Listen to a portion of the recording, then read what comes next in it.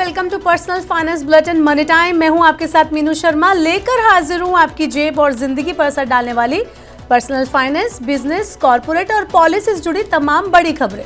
तो चलिए देर किस बात की, फटाफट शुरू करते हैं इस बुलेटिन में खबरों का सिलसिला।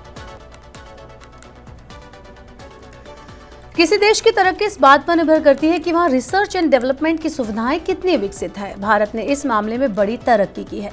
सरकार द्वारा दी गई जानकारी के अनुसार देश में पिछले वित्त वर्ष के दौरान लगभग 92,000 पेटेंट आवेदन जमा किए गए। इसका मतलब है कि भारत में हर 6 मिनट में एक नई टेक्नोलॉजी के लिए, इंटेलेक्चुअल राइट्स के लिए पेटेंट दाखिल किया गया। पेटेंट डिजाइन और ट्रेडमार्क महानियंत्रक उन्नत पंडित ने बताया कि भारत में इंटेलेक्चुअल राइट से जुड़ी गाइडलाइन में बदलाव किया जा रहा है। इसके लिए विभिन्न उद्योगों और शैक्षणिक संस्थाओं की मदद ली जा रही है। हालांकि चीन के मुकाबले भारत के पेटेंट की संख्या काफी कम है। चीन की ओर से हर साल 15 से 20 लाख पेटेंट आवेदन पेश किए जाते हैं। भारत में फर्टिलाइजर का उत्पादन तेजी से बढ़ रहा है। फर्टिलाइजर एसोसिएशन ऑफ इंडिया के ताजा आंकड़ों के अनुसार भारत में 2023 की पहली छमाही के मुकाबले एनपीके कॉम्प्लेक्स उर्वरकों के उत्पादन में 2024 के 10.9% की तेजी दर्ज की गई है। वहीं इसी अवधि में यूरिया के उत्पादन में 1.3% और डीएपी के उत्पादन में 7.4% की तेजी दर्ज की गई है। फर्टिलाइजर एसोसिएशन ऑफ इंडिया की ओर से बुधवार 4 दिसंबर को एक कार्यक्रम आयोजित किया जाएगा, जिसमें केंद्रीय मंत्री जेपी नड्डा हिस्सा लेंगे। एसोसिएशन ने अपनी रिपोर्ट में बताया कि बढ़ते उत्पादन के बीच आयात में कटौती हासिल करने में भी सफलता मिली है। बीते साल की छमाही के मुकाबले इस साल यूरिया के आयात में 34.7%, डीएपी के आयात में 29.8% और एनपीके कॉम्प्लेक्स उर्वरकों के आयात में करीब 10% की गिरावट दर्ज की गई है। महिंद्रा एक ऑटो कंपनी है, वहीं इंडिगो एक एविएशन कंपनी है, लेकिन फिलहाल दोनों का एक मामला अदालत पहुंचा है। भारत की सबसे बड़ी एयरलाइन इंडिगो ने दिल्ली उच्च न्यायालय में महिंद्रा इलेक्ट्रिक ऑटोमोबाइल लिमिटेड के खिलाफ ट्रेडमार्क उल्लंघन का मुकदमा दायर किया है। कोर्ट मामलों को कवर करने वाली वेबसाइट बार एंड बेंच की एक रिपोर्ट के अनुसार कंपनी ने महिंद्रा की इलेक्ट्रिक कार BE6E में 6E शब्द के इस्तेमाल पर आपत्ति जताई है। ये कार फरवरी 2025 में लॉन्च होने वाली है। इंडिगो के मुताबिक 6E इसकी ब्रांड पहचान का भिन्न अंग है। एयरलाइन इस कॉल साइन के तहत कई यात्री केंद्रित सेवाएं प्रदान करती है, जिसमें 6E प्राइम, 6E फ्लैक्स और 6E एड ऑन शामिल है। इंडिगो ने 2015 में कई श्रेणी में ट्रेडमार्क 6E लिंक पंजीकृत कराया था। बाजार नियामक भारतीय प्रतिभूति एवं विनिमय बोर्ड सेबी ने सोमवार को ट्रैफिक सोल ITS टेक्नोलॉजी के SME IPO को रद्द कर दिया है। इस कंपनी को पहले BSE ने जांच लंबित रहने तक रोक दिया था। IPO को रद्द करने के साथ ही कंपनी से निवेशकों को पैसा लौटाने को कहा गया है। सेबी के 16 पन्नों के आदेश में कहा गया कि ट्रैफिक सोल को निवेशकों द्वारा भुगतान दिए गए पैसे लौटाने का निर्देश दिया जाता है, जिन्हें आरंभिक सार्वजनिक पेशकश में दायरे में आवंटित किए गए हैं। बाजार नियामक ने BSE को इससे जुड़े बैंकरों के साथ समन्वय में रिफंड प्रक्रिया की निगरानी करने का भी निर्देश दिया है। सेबी ने कहा कि रिफंड प्रक्रिया 1 सप्ताह के भीतर पूरी होनी चाहिए। इस इश्यू के लिए मूल्य बैंड 66 रुपए से 70 रुपए प्रति शेयर के बीच निर्धारित किया गया था और IPO 10 सितंबर 2024 से 12 सितंबर 2024 के बीच सदस्यता के लिए खुला था। C2C एडवांस सिस्टम के SME IPO की आज दमदार लिस्टिंग हुई। इशू प्राइस से इस IPO ने निवेशकों को लगभग डबल का फायदा कराया। ये SME IPO इसलिए भी खास है क्योंकि काफी समय से सेबी ने नियामकीय गड़बड़ियों की वजह से इसकी लिस्टिंग पर रोक लगा दी थी। दरअसल सेबी ने कंपनी को इंडिपेंडेंट ऑडिटर्स नियुक्त करने के साथ साथ स्वतंत्र वित्तीय रिपोर्ट उपलब्ध कराने के लिए कहा था। लिस्टिंग में देरी से लाखों निवेशकों का पैसा फंस गया था, लेकिन कहते हैं ना कि सब्र का फल मीठा होता है। तो 2026 रुपए के अपने इशू प्राइस से C2C एडवांस का शेयर 90% प्रीमियम पर लिस्ट हुआ। NSE के SME प्लेटफॉर्म पर इसकी 429.40 पैसे पर एंट्री हुई।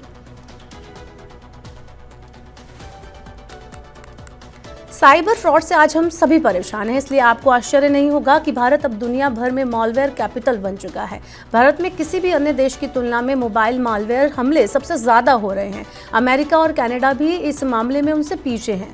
Z scalar thread labs 2024 mobile IoT and OT thread report के अनुसार जून 2023 से मई 2024 के बीच भारत मोबाइल मैलवेयर हमलों का सबसे बड़ा निशाना बन गया है। इस दौरान किए गए कुल हमलों में से 28% भारत में किए गए। इसके बाद अमेरिका में 27.3% और कनाडा में 15.9% हमले हुए। भारत इस सूची में पिछले साल तीसरे नंबर पर था।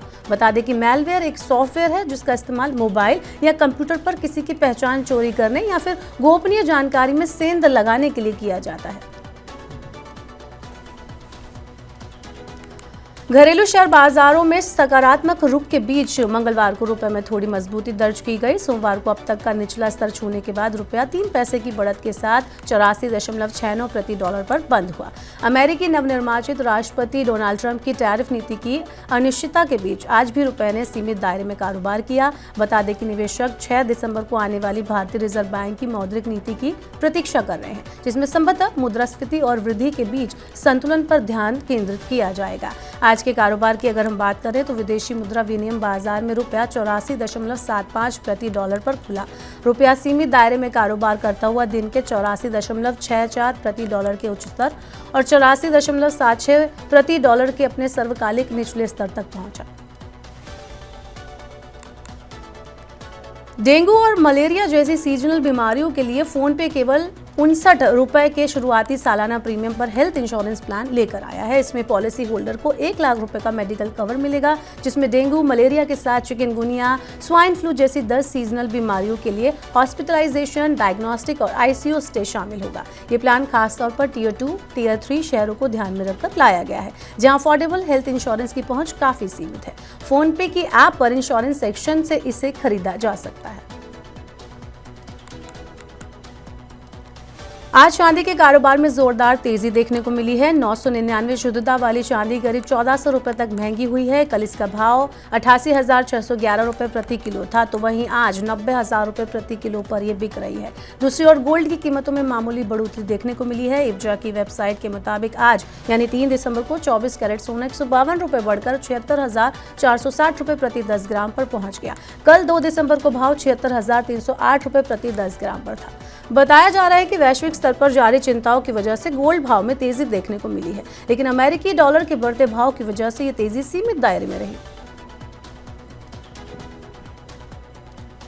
भारतीय शेयर बाजार लगातार तीसरे सत्र में तेजी के साथ बंद हुए। अंतर्राष्ट्रीय बाजारों में तेजी के बीच दोनों प्रमुख सूचकांक ने मजबूती के साथ कारोबार किया।